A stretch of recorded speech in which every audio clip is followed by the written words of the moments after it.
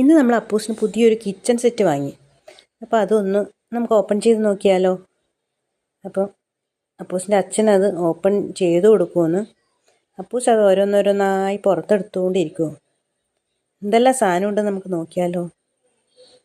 ഇങ്ങനെ ഓരോന്നോരോന്നായി ഇതെല്ലാം വലിച്ച് പുറത്ത് വിടുമെന്ന്. എന്നിട്ട് വേണം നമുക്കിനി എല്ലാം എടുത്തിട്ടൊന്ന് നോക്കാൻ.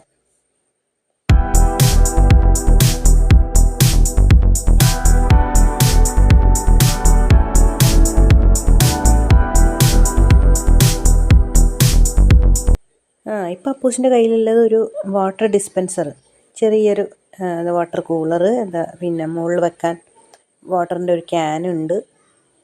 ഇനി നമുക്ക് അടുത്ത എന്താണെന്ന് നോക്കാം.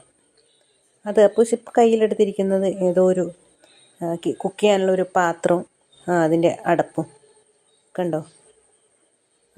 ഇതെല്ലാം റെഡും ബ്ലാക്ക് ആൻഡ് റെഡ് തീമാണ്, കളറാണ്. അപ്പോൾ നോക്കണ്ടോ, ഒരു റെഡ് പാത്രം, അതിന് ബ്ലാക്ക് അടപ്പുണ്ട്.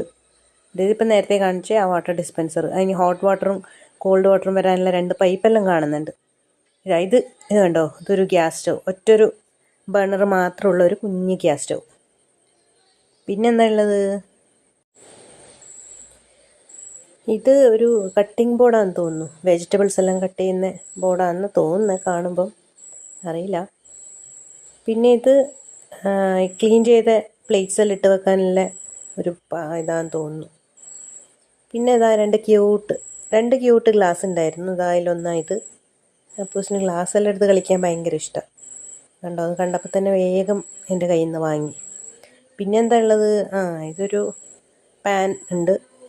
ആ പാനിന് ഒരു റെഡ് കളറിലുള്ളൊരു അടപ്പുണ്ട് പാനിന്.